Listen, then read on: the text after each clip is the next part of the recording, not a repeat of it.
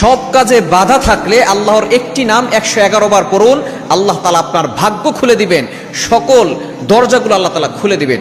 অনেকেই আছেন যেই কাজই ধরেন সেই কাজের ভিতরে তার বাধা আসে, কোনো কাজে সে সাকসেসফুল ম্যান হতে পারছে না। যদি আল্লাহর গুণবাচক একটি নাম পড়ে সে যদি দোয়া করতে পারে, আল্লাহ পাক রব্বুল আলামিন তার ওই কাজে সফলতা দান করবেন এবং তার ভাগ্যটাকে পরিবর্তন করে দিবেন। মনে রাখবেন, আল্লাহর এই গুণবাচক নাম করে দোয়া করলে আল্লাহ তাআলা সেই দোয়াটা কবুল করেন। আল্লাহ তাআলা নিজে বলে দিয়েছেন, কোরআন খোলেন 9 নম্বর পারা 13 নম্বর পৃষ্ঠা 4 নম্বর লাইন, সূরা আরাফের 180 নম্বর আয়াত। আল্লাহ তাআলা বলছেন, ওয়ালিল্লাহিল আসমাউল হুসনা ফাদউহু বিহা।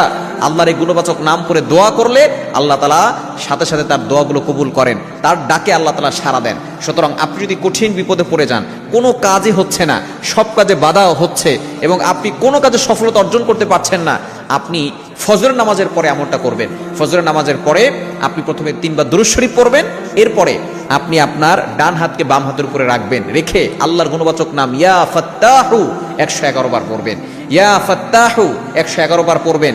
আল্লাহ তাআলা আপনার সকল যেই দরজাগুলো বন্ধ আছে যেই কাজের, সেই দরজাগুলো আল্লাহ তাআলা খুলে দিবেন। আল্লাহ পাক রব্বুল আলামিন প্রত্যেকটা কাজে আপনাকে বিজয় দান করবেন, উত্তম ফয়সালা করে দিবেন।